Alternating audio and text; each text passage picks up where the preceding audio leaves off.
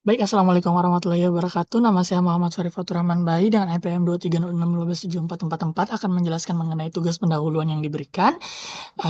Baik, untuk soal yang pertama yaitu soal tentang metalografi, di mana soal ini ingin mengetahui bahwa apa sih pengaruh daripada karbon pada baja terhadap waktu terjadinya transformasi fase austenit. Nah, kita harus tahu bahwa baja sendiri merupakan paduan antara unsur Fe, yaitu besi dan juga karbon, serta beberapa tambahan unsur lainnya. Di mana besi dan karbon ini dapat membentuk sebuah larutan interstisial dan atom-atom karbon akan mengisi kekosongan kekosongan di sela-sela antara atom Fe.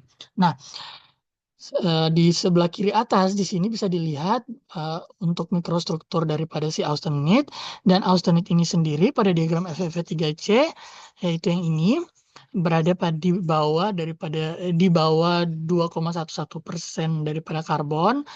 Terus dia terbagi antara hipoeutektik dan hypereuktektik. Terus dia suhunya paling rendah yaitu 723 derajat, paling tinggi 1493 derajat. Oke, dia struktur kristalnya FCC, sifat mekanisnya dia lunak dan ulet. Oke, lanjut ke slide berikutnya. Di sini untuk evolusi daripada austenit sendiri bisa dilihat pada gambar yang ini. Jadi gambar A itu menunjukkan austenit pada awal suhu tinggi. Terus gambar B ini menunjukkan bahwa terjadi penurunan suhu, di mana C1 ini penurunan suhu yang cepat, kemudian C2 ini penurunan suhu yang lambat, di mana C1 ini pendinginan cepat ultrasonik yang membawa material ke suhu di sekitar MS, dan di mana sebagian besar transformasi bainitik berlangsung. Kemudian C2 ini pendinginan lebih lambat untuk menjaga bainitik ini transformasinya terjadi secara optimal. Terus untuk gambar C ini uh, bisa dilihat bahwa austenit yang tersisa mengalami pengayaan karbon yang lebih tinggi yang memperlambat proses transformasi lebih lanjut. Nah, struktur bainitik ferrit terbentuk dengan arah yang lebih teratur. Pembentukan bainit dipengaruhi oleh difusi karbon yang memperlambat transformasi austenit menjadi bainit pada suhu yang lebih rendah. Terus untuk gambar D, setelah pengayaan karbon dalam austenit, sisa austenit ini terus mengalami proses transformasi menjadi bainit ferrit. Nah, pada tahap ini, karbon yang terkonsentrasi dalam sisa austenit memperlambat laju transformasi yang mengarah pada pembentukan struktur bainitik ferrit dengan lebih banyak pasangan varian F1 atau F2. Nah, F1 F2 ini bisa dilihat di sini. Jadi F1 F2 ini maksudnya itu perbedaan orientasi daripada si boundariesnya. Nah, bisa dilihat pada gambar yang kiri ini, merah-merah ini menunjukkan sisa austenit, di mana A sama D ini berpasangan, B, E, CF. Nah, bisa dilihat di sini bahwa untuk A ini kandungan karbonnya itu 0,004%, 9 untuk B 0,009, terus untuk C 0,014%. Bisa dilihat bahwa sisa austenitnya sedikit, tapi martensitasnya semakin banyak. Artinya semakin tinggi karbonnya, semakin kuat struktur material, semakin keras. Bisa dilihat untuk grafik yang di tengah ini, semakin bertambahnya fraksi Vf atau gaya hambatnya, karbon konsentrasi pada austenit semakin naik. Terus untuk di sini menggunakan metode Euler, karbon difusi pada steel, pada baja di sini karbon konsentrasinya semakin naik seiring berjalannya waktu. Di sini menggunakan 20 menit. Oke. Lanjut, jadi kesimpulannya apa? Pengaruh karbon terhadap waktu transformasi. Jadi karbon ini memiliki pengaruh signifikan terhadap laju transformasi bainitik pada baja. Jadi meningkatkan konsentrasi karbon ini menyebabkan penurunan kecepatan transformasi bainitik, di mana karbon meningkatkan energi aktivasi untuk proses nukleasi baik pada batas butir maupun nukleasi autokalitik.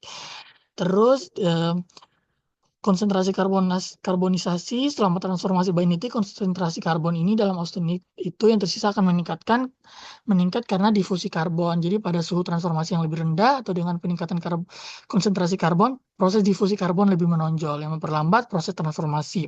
Terus hubungan karbon dengan sifat material, jadi konsentrasi karbon yang lebih tinggi meningkatkan kekuatan fasa austenit yang mempengaruhi pembentukan pasangan varian terkait twin F1F2, sigma boundary, sigma 3 boundary, di mana pembentukan pasangan varian ini sangat dipengaruhi oleh laju transformasi dan lebih mudah terbentuk pada transformasi yang lebih lambat pada suhu rendah. Nah, meskipun peningkatan karbon dapat meningkatkan jumlah pasangan varian F1F2, ini juga meningkatkan lebih banyak fase martensit-austenit yang blok yang menurunkan ketangguhan material, namun kekerasannya meningkat gitu. Oke, referensinya ini.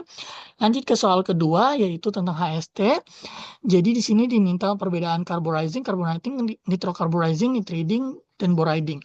Nah, di sini untuk pengenalannya bisa dibaca, namun untuk lebih di sini untuk dari struktur mikronya, before afternya seperti ini untuk carburizing.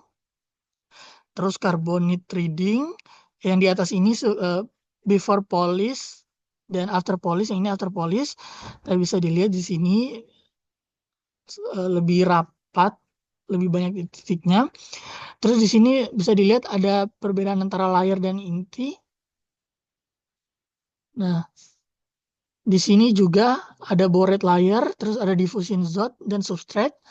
Terus di sini ada nitridal layer, substrate. Untuk nitrocarburizing, nitrogen dan karbonnya akan berdifusi bersama di dalam atom-atom Fe atau sela-sela Fe. Nah, jadi perbedaannya apa aja? Sebenarnya singkatnya adalah kelima-limanya itu akan membentuk sebuah lapisan tipis yang sangat keras pada permukaan material untuk menjaga di dalam material itu tetap lunak gitu. Nah, adapun perbedaannya, pertama melalui mekanisme pengerasan. Jadi carburizing itu melibatkan penyerapan karbon ke dalam permukaan baja pada suhu tinggi, di mana karbon terdistribusi membentuk lapisan permukaan yang keras, sementara inti baja tetap lunak. Oke, carbonitriding merupakan variasi dari carburizing, tapi melibatkan penyerapan nitrogen.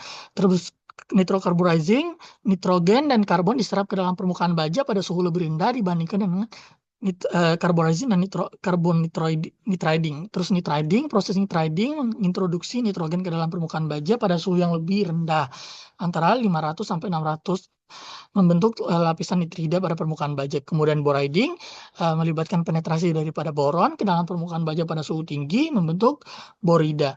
Nah, suhunya apa aja? Carburizing ini 850 sampai 950 beberapa jam. Kemudian carbonitriding 800 sampai 900 derajat Celcius. Kemudian nitrocarburizing 550 sampai 580 derajat Celcius. Kemudian nitriding 500 sampai 600 derajat Celcius. Antara 12 sampai 50 jam tergantung pada jenis dan ketebalan yang kita mau. Dia semakin lama semakin tebal. Terus boriding 850 sampai 1000 derajat Celcius dengan variasi waktu 2 sampai 6 jam. Terus hasil kekerasannya gimana? Carburizing ini kekerasannya sangat tinggi dengan kekerasan permukaan mencapai 55 sampai 65 HRC. Terus distorsi dapat terjadi terutama pada bagian yang memiliki ketebalan lapisan karbon yang tinggi karena perbedaan ekspansi termal antara lapisan keras dan inti yang lebih lunak. Terus carbonitriding 55 sampai 60 HRC, terus nitrocarburizing 55 sampai 60 HRC juga, tapi proses ini menghasilkan lapisan yang lebih tipis dan lebih tahan terhadap korosi. Potensi distorsi relatif rendah karena suhu yang lebih rendah.